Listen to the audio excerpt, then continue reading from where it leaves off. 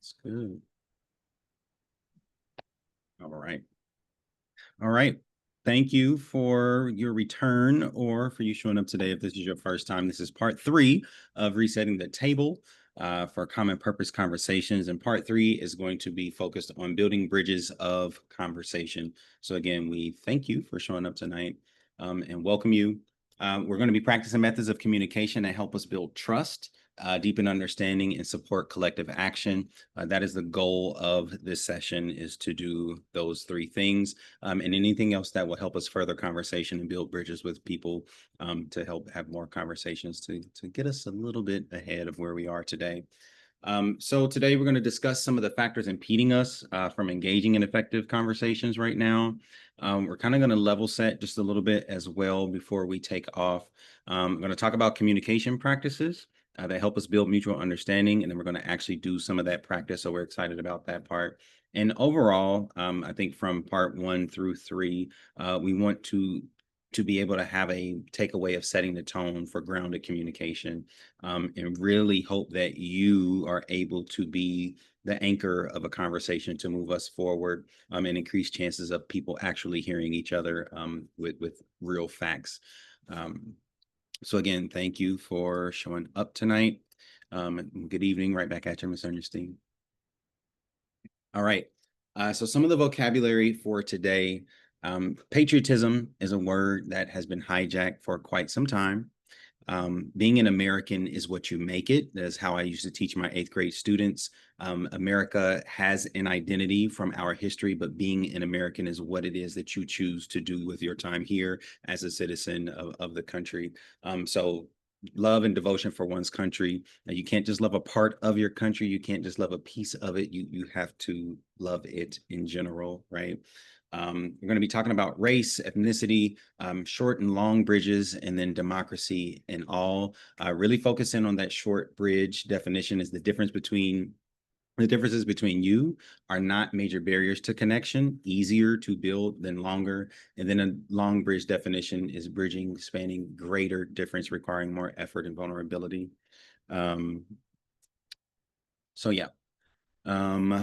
Before we get started, I kind of want to put us in where we are today.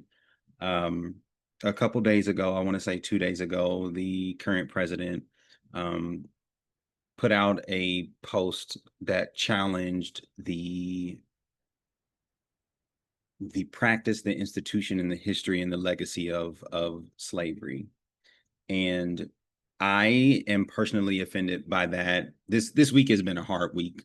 But I personally am offended by that because I know I have the documentation of the plantation that my great grandfather was on, and I have his enlistment records in the Civil War, and I know my lineage from the Kentucky side to Alabama, and that is why my family is where we are. We did not have a good leg up per se, right?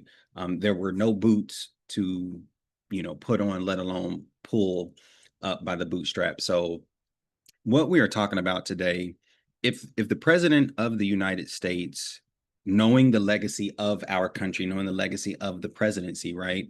The first few presidents actually owned people, right? People worked for them. That is not something that can be disputed. It is just the truth, right? There's enough blame to go around in terms of the historical relevance. The blame that is passed today, that should be passed, is people who uphold the idea that slavery is something that we should get over, right? That it is not something we can get over until we reckon with it, right? Nobody alive today is responsible for enslavement then, unless you are still perpetuating the narratives. And the danger is that when it comes from the White House, once upon a time, slavery was okay by the White House. The White House was built by enslaved African and African Americans. It is indisputable. I'm not here to place blame. It frustrates me, but that is our history, right? How do we reckon with a system right now that is operating at a very high clip, very effectively, passing out messages You have social studies standards across the United States that are being looked at and changed and altered. We are in an educational crisis when it comes to history, social studies, and democracy at large in terms of how we are educating our children about where we have come from. One of the things that I pride myself on as a Black man in this country is the love that I still have for this country because of what my ancestors put into it and what I hope to contribute and what I hope that my son can contribute to this country. There are great Americans all across the spectrum that transcend color. But I am very proud of my Black history because that is what has allowed me to be able to even sit here and be able to speak to you all. So in a moment like this, I just simply ask that we really take a look at how we have been educated about this country from your own schooling experience, from the conversations that you may have with your peers, with people who you might disagree with, from people on different sides of the political ideology. History does not have to be political, but it has been. History has always been politicized. How do we move forward with acknowledging what we have done to move forward for the betterment for the children? This is not about any of us. Yes, we have to function in this country now, but I worry about my son. He's 8. He loves America. He's proud to be an American. It will destroy me if he then goes off to another school or goes to college and somebody demeans his experience as a young Black man in America because of the dismissal of history. So as this overlooking of the Smithsonian is taking place, we have efforts in social studies classrooms, as teachers are being told to teach about conspiracy theories in Oklahoma, to a woke test being issued, we have to have an all hands on deck approach to fighting back. We have to infiltrate certain spaces, not to combat in a vicious way, but to just simply present facts as they have existed. My favorite phrase is history happened already. If you are willing to debate that, I got to give you as much history as I can. So again, didn't mean to go as long, but this is, I don't know. I feel very passionate in this moment simply because the president of the United States is supposed to lead all of us, right? He's supposed to have our best interest as a country, and taking away my history. I mean, I have Harriet Tubman right above me, right? To erase and to downplay the severity of an institution that did not value me as a human, but 3/5 of a person, right? We cannot allow that to become normalized. So hopefully throughout this session today, we're able to give you a little bit of parting tools for you to use. This does not, just because this is the last lecture doesn't mean this can be or has to be the last time that we have these conversations to, build an army of response in the name of a holistic America. So again, thank you for showing up, Devin. I didn't know if you wanted to add anything onto that or if you want me to just jump straight in, but offer that to you. I appreciate that, Ivory, but I think that the words that you said were pretty powerful, and I want to leave it with that. Sounds good. Thank you. Okay, so we're going to do just a little bit of a recap and then get into some of the how and the practicing of what it is that we do. So remember session 1, we started off talking about the greatness of what a multiracial coalition looked like, right? From Bacon's Rebellions to Gabriel's Rebellion, we talked about a lot of different historical multiracial coalitions from the very founding of before the founding of the country in 1676, all the way through the SNCC and Rainbow Coalition and the Wobblies, right? All of what we have been talking about is predicated on people across difference coming together for a solution. So I just want to recap really quickly, added some of those images at the bottom. So the power of multiracial coalitions. We had people who united across ethnicity, class, in response to unfair treatment against elite control. Now, the reason I said across ethnicity is because there's always this connotation about race. People from Germany call themselves what? German. People from Italy call themselves what? Italian, right?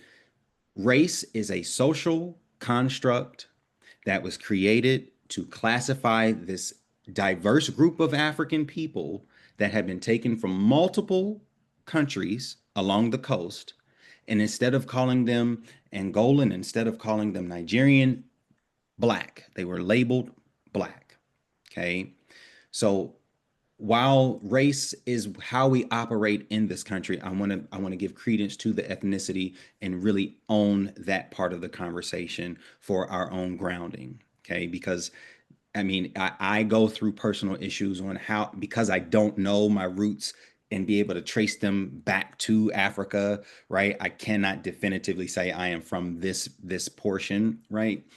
But I want to make sure that we understand that and talk about that this is across ethnicity. And sometimes people use race and ethnicity interchangeably, but that race is um, more of a categorical thing that we've kind of adopted in the country. But nonetheless, multiracial coalitions uniting for a common purpose against elite control. People like John Brown in the name of righteousness, divinity, and sacrifice, and for a common cause of justice as a baseline for humanity, right? A lot of the more modern movements that Dr. Geary, that Devin talked about, it was for the baseline of humanity. That is what we are striving. That is the chord we are hoping to strike with the conversations that we start to have, is the humanity piece. Because if we all get cut, we are most likely going to bleed the same color. That's what I used to tell my students, right? And obviously, with an abundance of progress comes backlash. Okay. Obviously, with an abundance of progress comes a backlash. And we talked about a multitude of backlashes that we witnessed as a country. So I included some of those pictures down below. But the response to progress ended up with enshrining race as a social construct in society and law. Black codes, right? They could have used different phrasing, but black codes. Why? Because we have constructed that these people are going to fit in this category, and because you don't fit that category, you have it better than they do, right? Even though this was aimed at overthrowing elite control. The poor people, the indentured servants, did not have what they felt that they deserved, that they had fought for, that they had fled Europe for, and all of a sudden they are being oppressed. They get together, and because elite control realized that this is detrimental, if they were to stay as a coalition, it would be detrimental to their power structure. What happened? You have race being enshrined.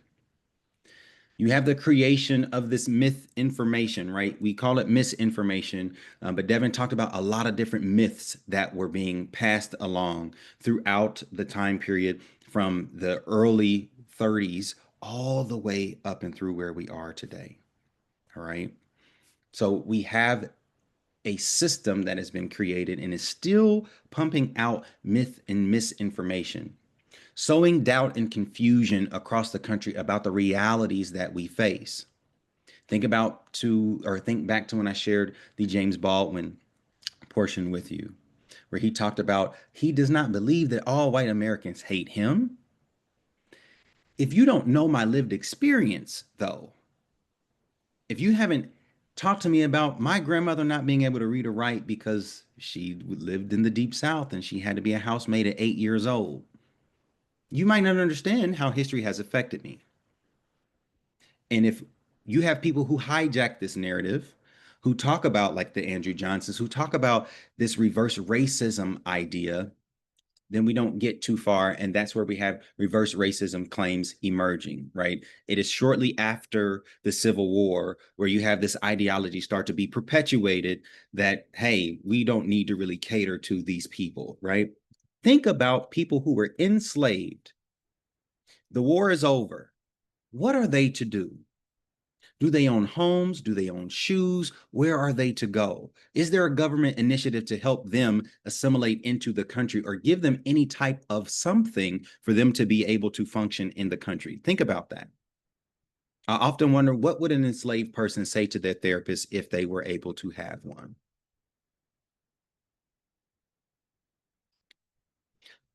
More modern times in the 40s, 50s, 60s, you have redlining, we have segregation, and we have the downplaying of slavery being persisted. And this exists today, right? The downplaying of slavery. We just talked about that at the beginning. So redlining, right? I was at a conference yesterday full of people who claim to be nonpartisan. And I'm sure you all are familiar with Vivek Ramaswamy. He's from Ohio. He's running for governor up here. He was the keynote speaker. They were talking about the future of public education.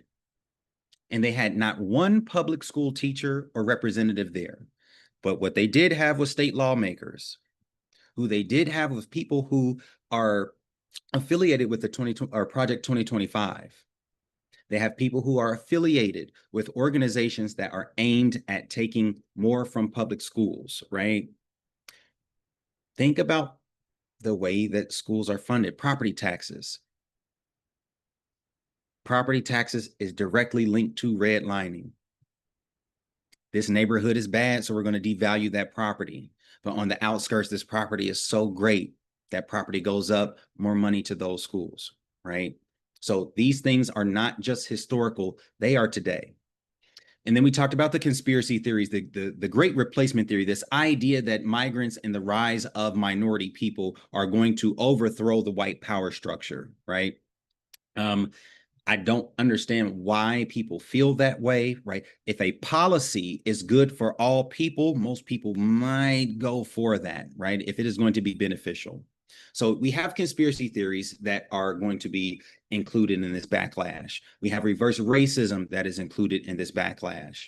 We have the idea of racial of race being constructed. We have laws against African Americans and other minoritized people. And then the biggest one is misinformation. So how do we move forward as a people, especially in today, right? In 2025, it saddens me to even say that, 60 years ago, we had a civil rights movement and the Civil Rights Act, and here we are. But the charge is up to us, right? So how do we take all of the multiracial momentum of these coalitions being built to really make a difference? Because they did. The backlash was just very strong and shortened the progress that was hoped to be made. So how do we build that bridge for conversation? And the last one, the cultural deficit narratives that took off and continue plaguing us today. We've spoken about that. So how do we build that bridge? What is it that we need to do to go further? And I will pass this over to Dr. Geary to give us a little bit of background on how we do that and then what it is that we can do moving forward. Thank you, Ivory. So today, as Ivory said earlier, we're going to be talking about building bridges for conversations, and conversations specifically with people both within your network, your friends, your family, people who you're close with, who maybe you agree with on some issues, but not all. And then longer bridges that are tougher to build, longer bridges in which you have to be more courageous, you have to take more risks, but they're bridges that at this time will make a huge impact on our nation, because we need to be connecting across our differences in ideology. So this is a quote from a book I really would recommend, and we'll put this on the resource list that we're sending out to everybody. The author is Dr. Headley. And she writes, our democracy teeters on a knife's edge. For centuries, we have chosen to avoid conflict by not engaging with issues, by walking away from discussions when disagreements arise, by shouting down opposition and shaming those who have arrived at different answers to life's important questions. The divisions that have plagued the nation since its inception have been indiscussable for far too long. We will have to learn to talk with one another. We will have to learn to stop isolating ourselves, hoping to be protected from opinions that are opposed to our own. You can go on to the next one. So, how do we do that? Having conversations with people who disagree with us, especially as our beliefs can be so intertwined with our own identity and how we see ourselves, so that hearing opposition can feel threatening and scary. It could also be infuriating when someone is saying something that you disagree with and believe is negative about people in your life, people that you love. So how do we talk about politics? How do we talk about race? How do we talk about identity with people who we're similar in how we think, but also with people who we are very, very far from being able to sit down at a table and agree with? I want to start with some kind of grounding values. And these come from an organization called the Alluvial Collective. It used to be situated in Mississippi, at the University of Mississippi. And this organization would facilitate and hold conversations about race. And those were not, I worked with them for a little bit, and those were not easy conversations to facilitate or to be a part of. But these values really, really helped.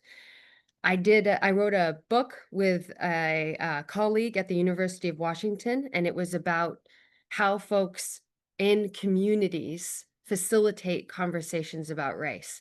And every single organization that we talked to spoke about having grounding values, things that they would try to remind people to come back to and to ground themselves in so that they could communicate and listen in different and new ways. So often when we think about talking about politics, we think about debating and trying to win. You'll see from reading these, you can already see from just seeing, the big headers, that this is calling for a different kind of conversation, a conversation of giving grace and really listening and trying to understand each other, which again, when we are so polarized as a nation, can sound very, very tricky. And it is. But I want to read a few of these and just keep these in mind. These aren't ones that you're necessarily, the next time you sit down with someone who you disagree with, you're not exactly going to be whipping these out and saying, hey, come on, let's read these together, though you totally could. But have these in mind. Have these in mind, and think about how you might ground yourself in these different guideposts, these different values. So I'm going to pick just a few to read here.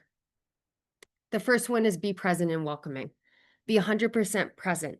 Set aside the usual distractions of things undone from yesterday, things to do tomorrow. Bring all of yourself to the work. Practice hospitality. We all learn most effectively in spaces that welcome us. Welcome others to this place and this work, and presume that you are also welcomed. The second is listen deeply to learn. And I am going to be re-emphasizing listening over and over and over again. Listen intently to what is said. Listen to the feelings beneath the words. Listen to yourself also.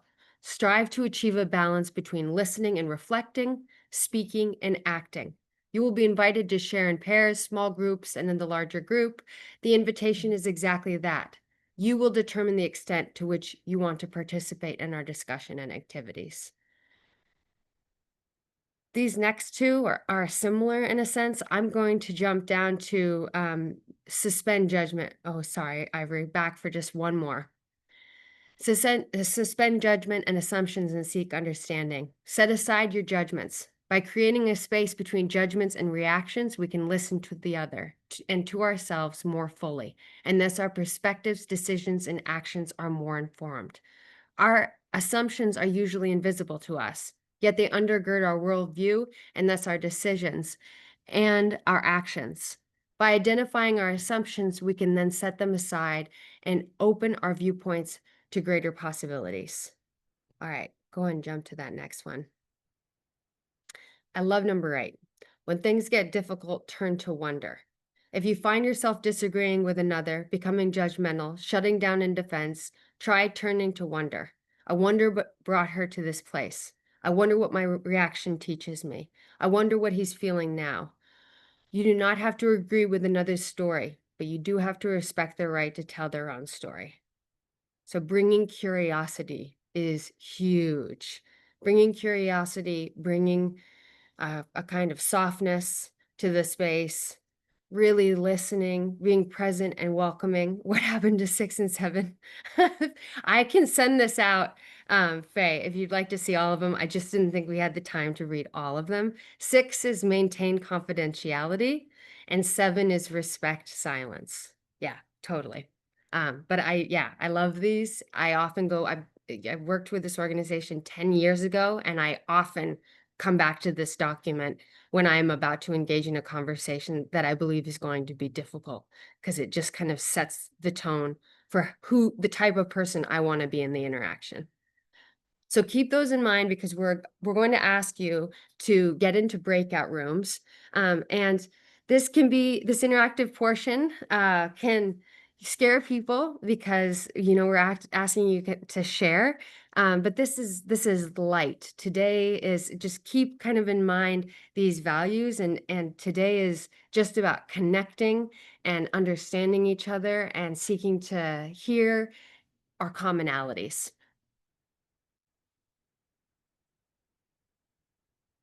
All right. So we're going to put you into breakout rooms. If you're not able to be in a breakout room, that's fine. Just don't accept the invitation. We'll move people around to make sure people have folks in their rooms. But if you can, that would be wonderful. And what we're asking is that you remember these values that we just shared, and listen for commonalities as you share one of these two prompts. So the first is, what are your hopes and concerns for your family, community, and country? What are your hopes and concerns for your family, community, and country? Here's one with a completely different tone that you can take if that one is not kind of ringing for you. What sense of purpose, mission, or duty guides you in life? What sense of purpose, mission, duty guides you in life? And here's your other assignment. In the breakout rooms, as you're listening to each other, do not think about what you are going to say for your answer to your prompt, whichever prompt you choose. Focus on truly, fully listening to what your other your other not colleagues, your friends in this group are sharing. Don't interrupt each other. Try to keep about your share to around a minute and a half. Be mindful of not taking a lot of time, so that everybody has about an equal amount of time to share. And be sure to really, really listen to each other.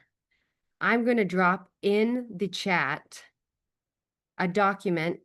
You can jot this down, or I will put in the chat, if I can find the chat. Here we go. This document with these questions on it. So you can open those up and look at them so that no one forgets. So I just put those in the chat if you want to open those up. Otherwise, just remember the question that you want to answer in your groups. And we'll give you, let me see.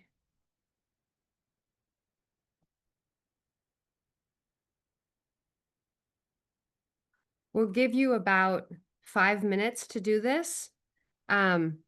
So just be mindful of giving everybody in your group about the same amount of time to share.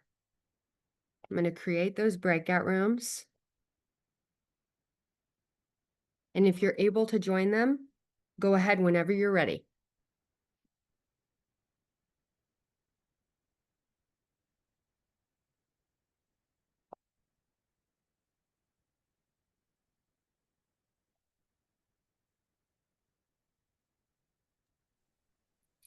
Devin, I'm not finding the breakout rooms. I'm sorry, I'm stuck, I think, with technology here. Oh, you're great. Let me see if I can. It says you're inviting me to join room 3, but I don't know what that means. Are you able, are you able to click something that would take you to room 3? Yeah, but I don't know where to click. I mean, I It have doesn't. I have new messages off to the side, if that helps. Let me see. It Where is should. room 3? Oh, I'll put in join. Oh, perfect.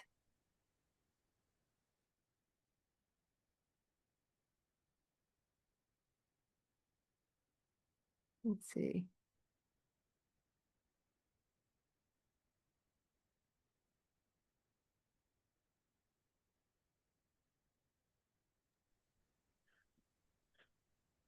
You still with us, Joy? I can't tell whether your screen's frozen. I think your screen is frozen. Oh, good. I think that means that she probably went into the room, but it doesn't look like it though. Does it show? Oh, maybe. Oh, there we go. She's in. We're good. All right. So 37. It's like 42. Man, it always, when you do activities, man, it just adds to So, I put in an activity before the scenarios, thinking, of course, that we had all the time in the world, and we don't.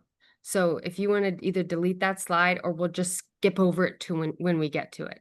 It's about like thinking of a story when you're sharing about an issue. Okay.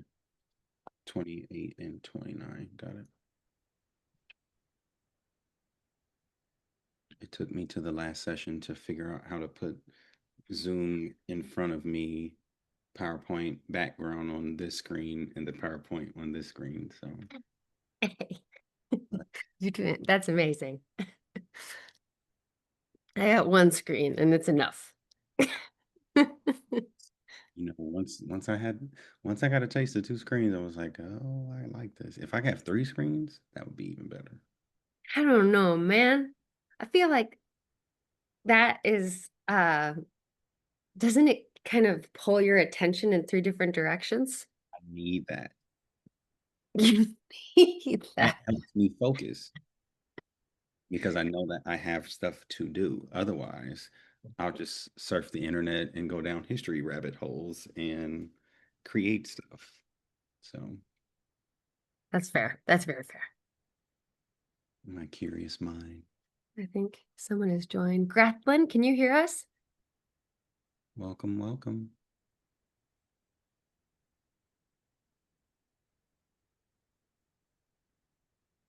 And then we got the bridge slide next, and then across difference in the video will slide up. So I didn't know if you wanted to play that right at the onset or if you wanted to set that up. Oh, probably. I'll probably, yeah, I'll say like a little something, and you can stop him talking like after a couple minutes or like a minute. It's like all I want them to get from that is how it makes them feel in their bodies. And then it makes us feel or create space for us to feel. Mm-hmm.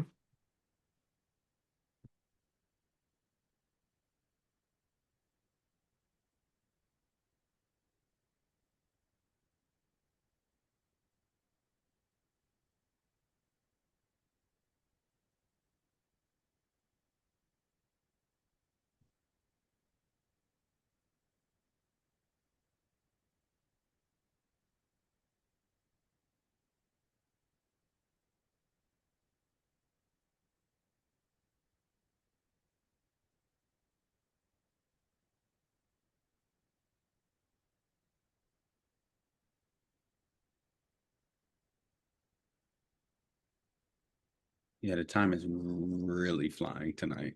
You know, dude. I'll be Yeah. brief. My Instagram posts. I mean, if we have them get in a room and they do one scenario, That's a I'm win. fine. I'm fine with that. I'm Right? cool too. Like, yeah. I loved what you shared. I wouldn't have taken anything out of there. And I'll try to be mindful of kind of having a bit of a clip moving through these. Let me see what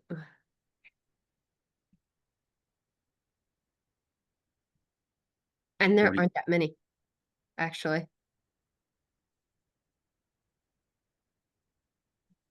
All right, we can what do you think? Hey. Hi, Cammy.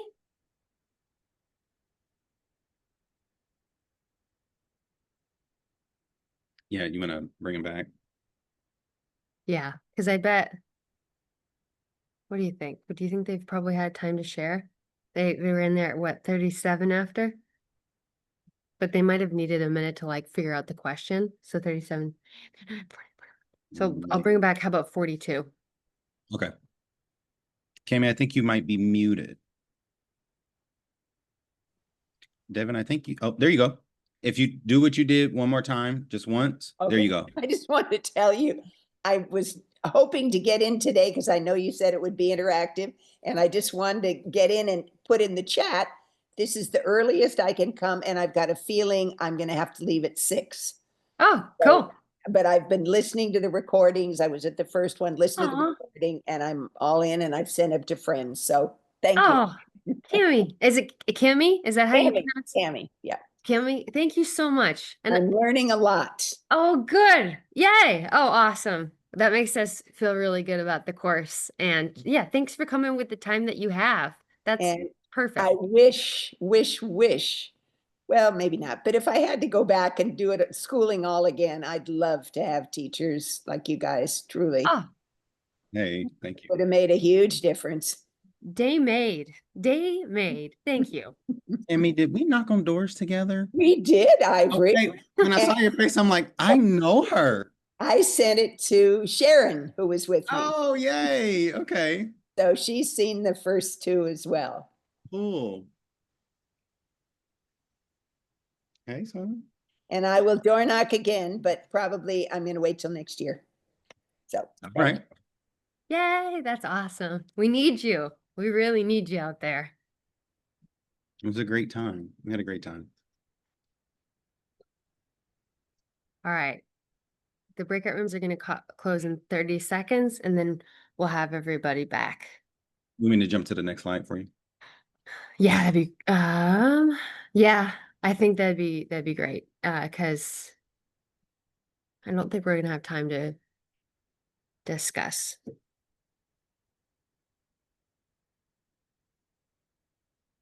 I love this picture, but it is very anxiety provoking. What about it? There's nothing other than the bridge. I love that.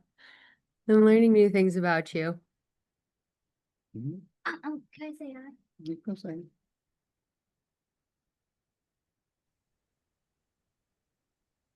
The little one wants to say hi. Hi, Ivory. Hi, How you doing? I'm good. How are you? Good. How's that pizza and broccoli? It was good. Oh, that's so nice of your dad to heat that up.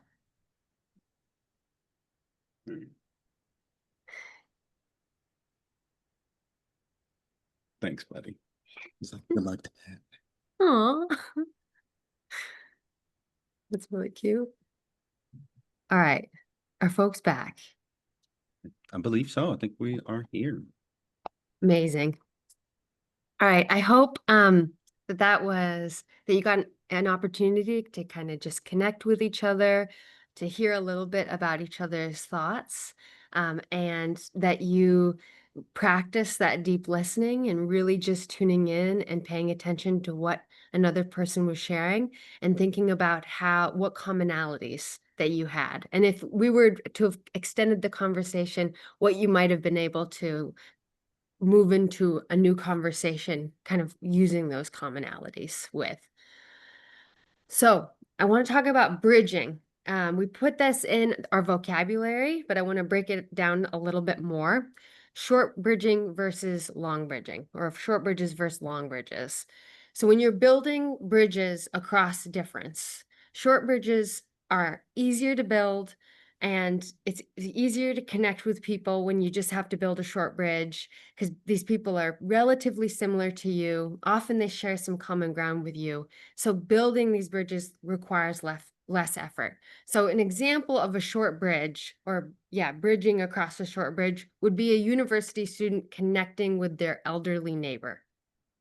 Or 2 people who both believe in climate change, good place to start, but who have different approaches to address it. So that would be a short bridge. A long bridge, building a longer bridge is more challenging. You're spanning a greater difference, a greater divide, a vaster divide, and it's going to require more effort. It's going to require more vulnerability. You're going to need to build more trust. And so it's a commitment. It's a commitment and it takes a lot of effort. So an example of building a long bridge would be someone on the political far left and someone on the political far right sitting down and having a conversation and trying to connect. Another example would be someone in the LGBTQ plus community having a conversation with someone who is homophobic and trying to connect. These are tough bridges. And the reason we're talking about short and long bridges is because you get to decide where you're at today. Are you someone who needs to practice by building some short bridges in your life, going out of your way to make connections with people who are similar to you, but who you have some differences with, and start to kind of build those and get better at building short bridges so that you can work towards building long bridges? Or maybe you're somebody like Faye Dansby on this call, and you are building long bridges. You got the skills. You know how to connect with people. You figure out ways to engage in conversation. You're ready to have that bravery, to have that vulnerability, to build that trust. So some days I'm slowly building short bridges. Some days I like to think that I work towards building longer bridges. But you don't need to be building long bridges today. We're working towards that, and the country needs that. Okay. So we're going to watch just a couple minutes of this video, and what I want you to pay attention to is how your body feels, what you feel in your body as you watch this video. And we're going to kind of unpack what is helpful and unhelpful about how they've set up this type of communication for having a conversation across difference. This is a British American journalist, Mehdi Hassan, and he is a liberal or someone on the left talking to 20 far right people who identify as far right individuals. All right, so go for it, Ivory.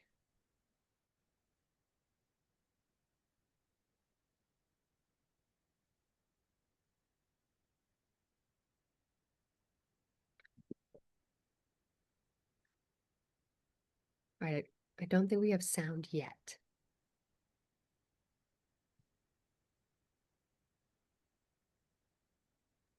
It is because I left myself muted. Yeah, totally. How's it going? Hey, how's it going, Mehdi? What is it? Mehdi. You're from northern UK, I guess? I'm from London, North Okay, London. okay, fair enough. What's your ethnic background, if you don't mind my asking? My parents are from India. Okay, perfect. Just getting premise here. First of all, I want to The say premise that, of Donald Trump being pro-crime. no. I want to concern myself with why you care about what's happening in the US, first and foremost. Secondly, I want to say this. With the argument, Should people who live in the US not care about that? Let's not interrupt each other. I have this thing, like people know, I have this thing. I have to stay calm, okay? So Okay. here's the thing. I am happy that he released J6. In fact, so much so that I was prepared to protest if he didn't. Okay. So when you say, are you okay that he's pro-crime? Sure, because you know what? We're changing the definition of what crime is, first and You foremost. don't think stomping on police officers' heads is a crime? I don't think it's no longer a relevant conversation anymore. You're Really? arguing. No, it's not, because you know what? Okay, have you seen the US in the last 4 or 5 years? Yes, I've BLM there protests. for a Have you while. seen? Okay, I myself have been involved in these protests. I've seen egregious things that you couldn't even imagine. So we Being have no done to rules there? conservatives. It's not about that. It's What's it about about? tribal warfare. Okay. That's where we're at in the US. I don't know where you're at in the UK. You're from India, so I don't really. I'm not from India. Oh, you sorry, your parents are from India, so I'm an American you have citizen. your own states. I'm an American, you know. You're an American citizen? Okay, Yes. fair enough. I don't know how Yes. you got that, but fair enough. Here's the thing. Are you an American citizen? Absolutely. Okay. But here's the Not thing. sure how you got that. Okay. Born here. Okay. Born here, and my family lineage is settlers from the 1500s, so I have some stake in the Okay. claim here, okay? But you're a little different. You're a than yours. descendant of immigrants. Settlers. I didn't know. Colonialists. Yeah, You don't look, colonials. you don't look yeah. very Native American to me. I am Native American. Whites not. are Native Americans. What are you talking about? You're not. What are you talking about? You're not. Whites are Native Americans. Really? I think What was happening before the I 1500s? think you're getting confused with I it. don't mind going I on a think you're. tangent. I but think what was you're happening getting before the calm 1500s? down. All I right, think you're you can What was pause it. happening? All right. Go ahead and put in the chat if you can how you felt watching that. Like how did your body feel? Did you notice anything with your breathing? Did you notice anything just physically or physiologically?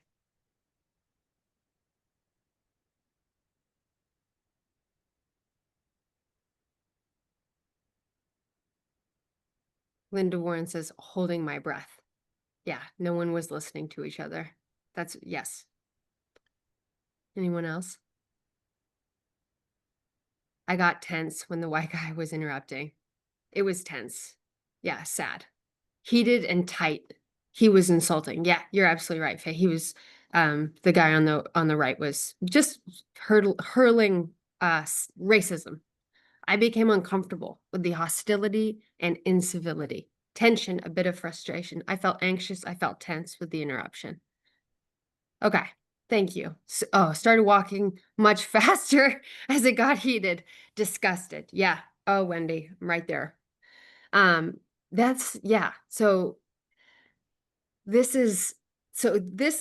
we got to have conversations, and we're going to have them in so many different ways. And this is one of the ways that a platform has decided to kind of pull people together. And so they put two people in the center with different ideologies, ways of viewing the world.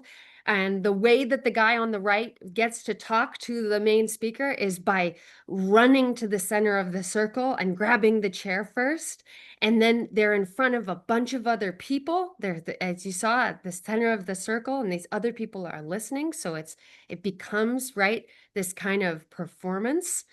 And what is the objective? The objective is to win. The objective is to win. The objective is to look smart, to be right, in front of the audience that is watching. And by the way, the audience can put up a red flag to indicate that they want the person who took the chair to leave so that they can have an opportunity to come in and fight the speaker. I'd say, yeah, I don't think this is good for Medi's health. Faye, 100%. No, it's not. And he was remarkably cool and collected, very impressive, right?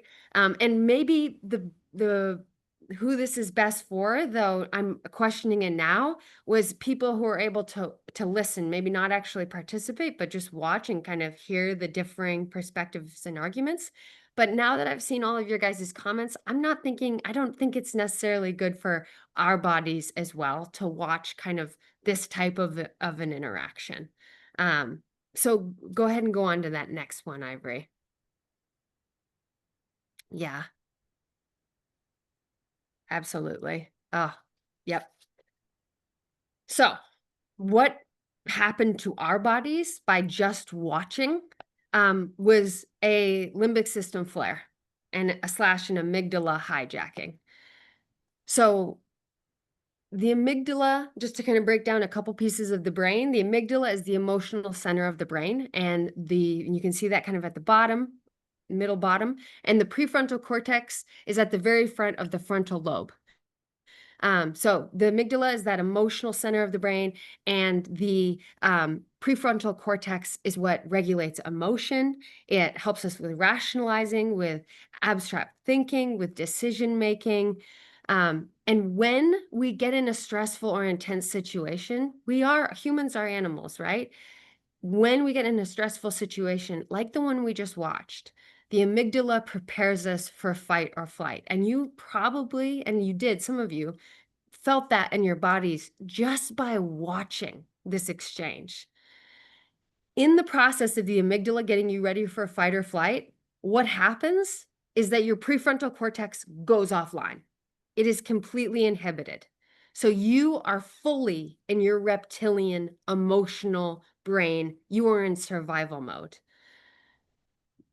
This amygdala hijacking causes adrenaline to be released in your body. So you might feel that as well right now. And that generally stays in your body for 18 minutes, but can stick around longer. So your rationality is overwhelmed, it's overtaken by emotions, and it stops us from being able to think clearly. And if if we think about that, that doesn't really help us have a conversation where we're open to hearing and receiving and understanding what someone else has to share, and vice versa. So this is not the best way, like this debating and this heatedness and this tension. maybe some people are that's their bread and butter, and that's how they learn. And I'm not saying that this is completely off the table, but for a lot of us, I know for myself, that form, something that hijacks my prefrontal cortex and puts me into fight or flight, that's not gonna work for me with trying to have a conversation where I'm trying to understand somebody, or I'm hoping that someone is trying to understand me. So what helps when you have your prefrontal cortex, get hijacked? Bringing it back online by thinking about how you feel and why you feel that way. Just kind of trying to have some rational thoughts, and then breathing. Breathing is huge. So while I'm going on to this next slide, I'd really encourage you to take 3 deep breaths, and I promise you it will make you feel better, because breathing brings your prefrontal cortex back online, and it calms your sympathetic, no, I can't even say it, but your nervous system, it calms it down. All right. The next thing that gets in our way is fundamental attribution error. So basically, when we have an in-group of people, family, friends, people who feel the same way we do about issues, that in-group, we tend to think very positively of, because they're representations of us, right? They kind of mirror us. And when they do something that is, they make a mistake, we often attribute it to the situation that they're in. Oh, they had a hard day at work. Oh, they must not have slept very well last night. We tend to give in-group members the benefit of the doubt. We'd also do that for ourselves. Oh, I cut somebody off, but it's because I have to be where I'm where I need to go.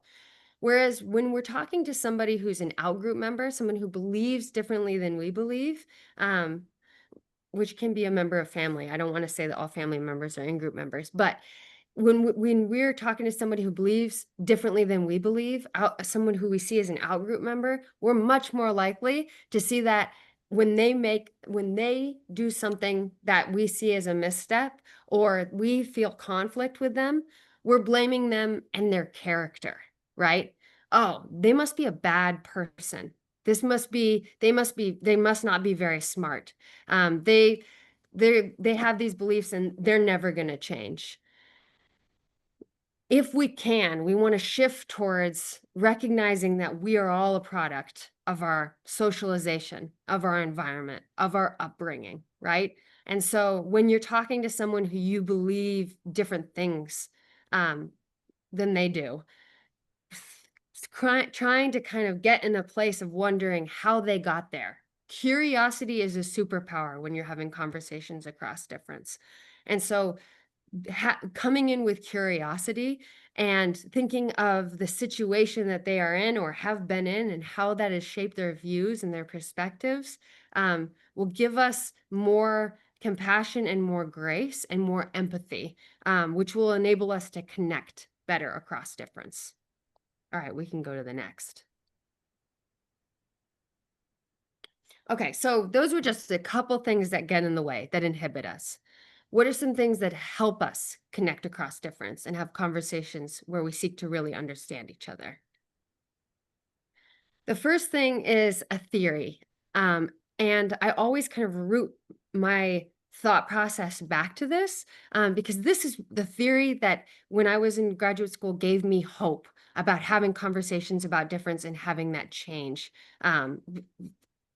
people's minds and bringing us together. And the reason is because when you bring people together across difference, as we saw with Baldwin, segregation and separation move us away from each other, and it allows us to think, have stereotypes, to essentialize, to flatten our understandings of each other, because we're not in proximity. We don't have opportunities to connect and to talk and to see each other's nuances and our complexities and challenge those stereotypes. So that's exactly what intergroup contact theory says, that when you bring people together and you have positive intergroup contact, it reduces the uncertainty we have about each other and increases empathy and knowledge between members of different groups. And you can click on to the next, because with intergroup contact, there are some conditions. It's not just throwing people together in a room, because again, we've been socialized with biases and stereotypes, and things can go wrong, right? But it is bringing people together and implementing equal group status within the situation. So we can't change the fact that the society is, and it is inequitable. It is inequitable, and we hope to change that one day, and we're moving towards that, and we're fighting for that. But we can try, at least in the room that we're in and with the exchange and the interaction that we are having, to equalize that power dynamic. That is so important, so incredibly important. If you're a member of a dominant group, being mindful of the amount of space that you're taking, and ensuring that everyone is having an equal amount of opportunity to share. Not forcing somebody to share or share vulnerably, but just ensuring everybody has an equal opportunity to share, an equal space, and not dominating the space. That's huge. We want to equalize those power dynamics as much as possible. The second thing is to have common goals and intergroup cooperation. And that's why I work with the organization Common Power. Ivory and I work with Common Power and the Institute for Common Power. And these are a diverse group of people coming together with common goals who cooperate towards fighting for a more just and equitable democracy. And in the process, we're breaking down stereotypes, we're connecting, we're gaining knowledge about each other, we're increasing our empathy between each other, and reducing our uncertainty. So that's intergroup contact theory. All right. When you sit down with somebody and you disagree with this person fundamentally, you're at Thanksgiving dinner and your Uncle Rob sits down and you know that he's on the other end of the political spectrum than you. Instead of launching into, how dare you believe all lives matter instead of Black Lives Matter, even though in your brain you are thinking that, right? Instead of saying that and kind of launching at him, warm up. If you want to actually try to move Rob on a continuum towards thinking Black Lives Matter. So the first thing, and I know, difficult when we feel as strongly as we do about these issues, but this is what all the books are saying and all the research is saying, so we're going with it. So first, keep it light to start and go slow. So if you can build a relationship with somebody, if you're building a relationship with that person by asking light questions and just gaining familiarity, gaining trust, that's a wonderful thing. I want to say on the onset that if someone doesn't see your humanity and refuses to see your humanity, I wouldn't have that conversation. It's up to everybody, but there are hard stops here where it might not be worth continuing on. So I'm not saying you jump into a conversation with just anybody. But if you think, hey, Uncle Rob, I can see he cares about people, and I think he doesn't understand, or he's got room, potential, a capacity to grow and change how he thinks, then maybe you give it a go. So keeping it light, focus on listening and being curious, we've talked about. Finding commonalities and affirming those commonalities are huge, because again, once you start talking about the things that you don't have in common, the differences that you have, you can lean on those commonalities. It provides a foundation. If you want somebody to be more vulnerable with you, there's something called the matching hypothesis, because vulnerability deepens the relationship, right? And so if you share something vulnerable about yourself, often people will reciprocate and share it back. What we don't want to do is, if we're in a dominant group, elicit vulnerability from somebody, especially if they're more marginalized than we are. So we're not going to ask people vulnerable questions, but we could share something vulnerable and see whether, they want to go deep with us or not. So lately, I've been telling people that I'm pregnant, because it's a vulnerable thing to share. And it also, a lot of people are parents. And so it enables us to find a commonality. And so these are ways that you can begin to connect. Pay attention to your body. If you start to feel a limbic flare, go, that breathing, grounding yourself, centering yourself, slowing down, really important. As we talked about, aim for equal sharing between participants. And overall, the reason that this last guy is a different color is because you want to model the communication that you'd like to be shown. You want to set the example for how you want someone to interact, because often we get to set the tone. Someone will often match you, sometimes not. I've knocked on a mug door before and been yelled at, even though I was cool, trying to be as chill as a cucumber. But you can at least give it a go. And often it'll rub off on your conversational partner. Okay. So modeling healthy communication, some of these we've already gone over. I'm just going to pick out a few more that we haven't. Having genuine curiosity instead of making assumptions about the other person. Oh, they said they're conservative. Oh, they must hate X, Y, and Z. They must give the person the opportunity to show you who they are. And so having genuine curiosity allows us to also ensure that we're not stereotyping and flattening somebody just because they are of a different political leaning. So coming in seeking to learn instead of seeking to win or seeking to convince is really important, because you're not coming in with an agenda as much as you are trying to connect. Opinion framing with I think instead of this is how things are. Sometimes this is how things are, but just know that if you are a little bit more flexible with your beliefs, it gives somebody else permission to be the same.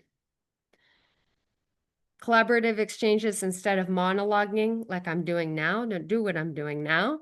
Storytelling instead of facts and information. Facts and information are fantastic, but also engage in storytelling if you can. So if you're talking about an issue and there's a story, a reason why you feel the way that you do, and it's connected to a life experience and a story, if you can bring that in, it's way more compelling often than facts and information strictly. Storytelling, again, is it's a magical superpower. Okay, we can go on to the next. And I actually think we've covered this. Go ahead and go on to the next. Okay, so once you've built that relationship and you've built that foundation, this is when you're going to want to interrupt the individual when they say something that you disagree with. So these are different ways to do it. You can ask them to clarify the meaning of what they said. You can address the impact. When you said all lives matter, I want you to know this is how it made me feel. And let's talk about that. Offer another perspective. Can I talk you through why I believe that, why I would not say all lives matter, why I would say Black Lives Matter instead? Connect with empathy. Now that you've explained to me how you got there, I can understand why you feel that way, why you feel like affirmative action is biased towards you.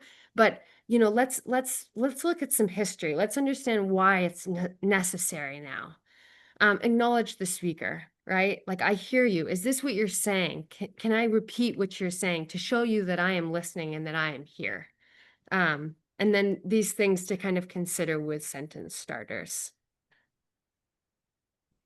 All right, you can go on to the next. And we're going to skip that. And I'm going to hand it over to you. Hopefully with enough time, Ivory. Oh, absolutely. And then you have a congratulations from Miss Faye. We Love will you, let Faye. this slide. Okay, so let me go back here. Before I share what's on the next screen, I have two friends that I graduated with and we became co-teachers together. And they were two white girls. One came from a very affluent background. Her parents were immigrants, but she was born here. And the other, she lived in Steubenville, Ohio, which is a very rural area. Okay. We grew close over time. They understood my story. I told them my story. I told them all of the things that I had been through and why history means so much to me. And we all taught at the same school. And the school was a little bit of a school that served underserved children. And I told them, I said, you being a white woman showing as much care for these kids as I do is a superpower. It has the power to show comfortability, allyship, and it might embody some of that John Brown spirit that we talked about of just having the idea of getting in, participating, and doing something for the greater good. Okay. Now, there are often times where I spend time on Facebook. I am in groups that I don't necessarily belong to, because I like to see what it is that is happening in these right-wing echo chambers for the simple purpose of hearing how are they interpreting today's world? How are they interpreting the current events? How are they interpreting history? Okay. I comment a lot because I do the same thing that we talked about. I just drop facts for people and I engage with people. And oftentimes I do not get nice responses. However, I believe in keeping humanity at the core of my being, so I continue to engage. So I do my best to enter spaces that are most closed off to people like me, whether that is by race, whether that is by ideology, whether that is view of history. The goal is to present an alternative view so that there are actual facts that are in the echo chamber, because we live in an algorithmic system where the more that you like what you like, it is all that is what is fed to you. So there has to be some sort of disruption. Power that goes uninterrupted will last a long time, as we have seen. And when it is interrupted, we see progress that is made. It might just be a Facebook exchange, but it is some sort of action, because I do not believe in inaction. And last thing is that humility is my core, but I am still human, right? I am not exempt from having a moment where I might have a little something more, snide to say. So this is a screenshot of an engagement that I had with a couple of people on a post. We were talking about something to do with Black history. And my comment, unless you're willing to acknowledge the historical racism and hatred of the African American community suffered at the hands of white people who truly believed African Americans were lesser than and terrorized them for it, you can't speak on what's plaguing our community.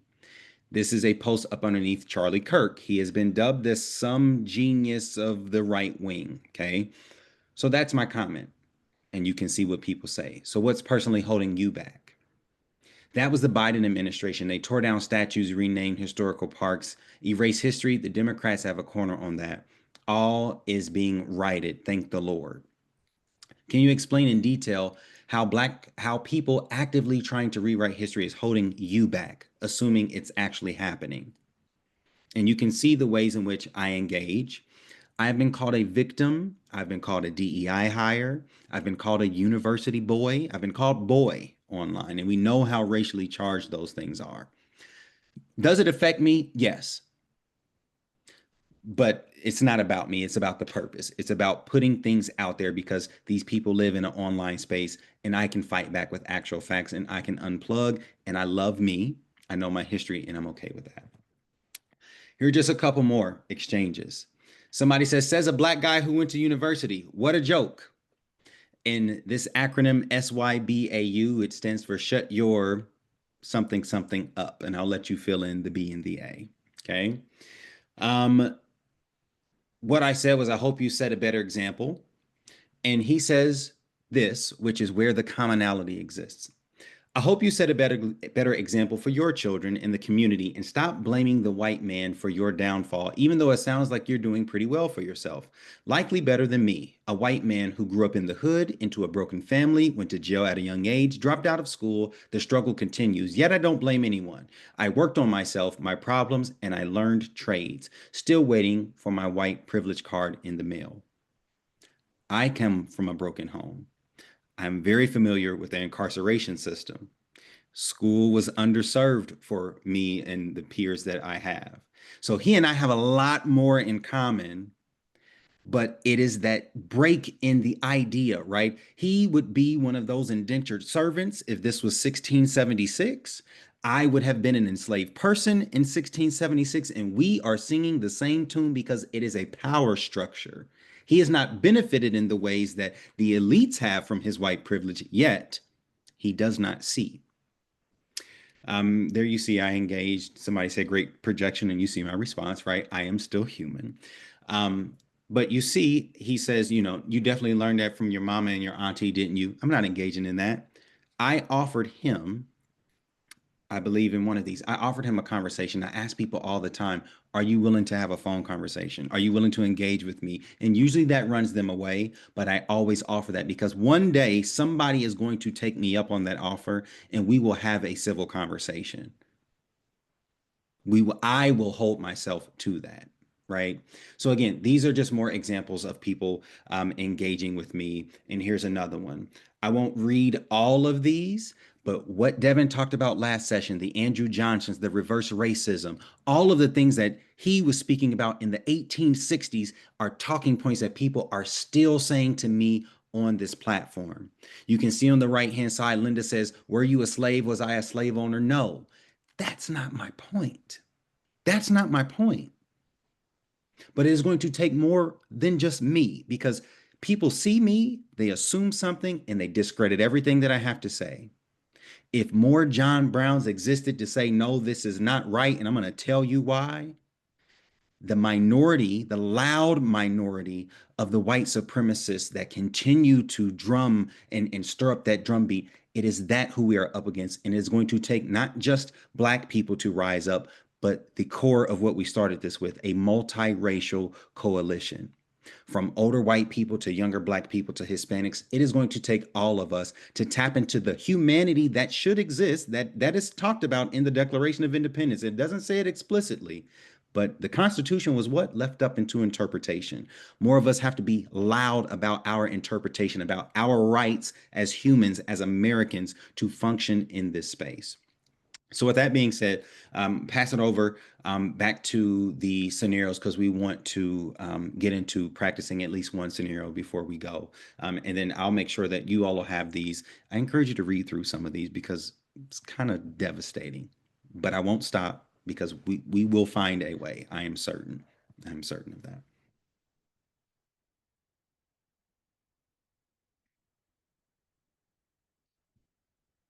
All right.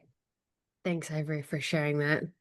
Those are infuriating conversations, and you stay grounded and level-headed through it, which I find just really impressive. Yeah, you inspire me with that. Okay, so we have 10 minutes, and we want to give you a few minutes to talk in groups about how you might respond to one of these scenarios. I think let's just pick one to go with. And if you want to have a conversation about how you'd respond to other scenarios that are on the sheet that I just dropped in the chat, Ivory and I will gladly walk through those with you at a different time. So feel free to reach out to me, and we can unpack ways to engage in all of these different conversations. But let's just practice with one today. So I'll read it out loud, and then we'll put you back in those same breakout rooms and talk about how you might respond to Jamie. Okay. So you're sitting with a friend, a white classmate named Jamie, after school. She just got rejected from a university. I had the grades, the scores, everything. I just know that someone took my spot because of their race. How is that fair? She leans in. It sure seems like affirmative action is just racism in reverse. Why should I lose out on something I earned just because I'm white? So in your breakout rooms, think about what the myth is that Jamie's perpetuating, the myth information, and then also think about what you might say as Jamie's friend, what history you might bring up. All right, I'm going to put us back in our breakout rooms.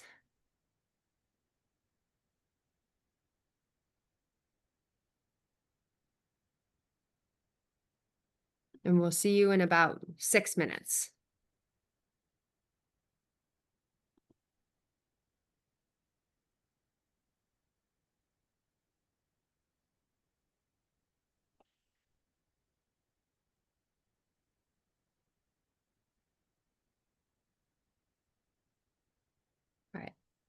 Cool. Just making sure everybody has somebody. A couple of people are dropped off. Which always happens. It's the funniest, and not the funniest thing, but just like, and I understand, right? We understand that. As soon as it starts to get interactive, especially with like something like this, It's like, I don't know. yeah, Make sure we stop the recording once they come back, or should we stop it now, you think? let's stop it now. That's a great idea. All right, let me. Okay.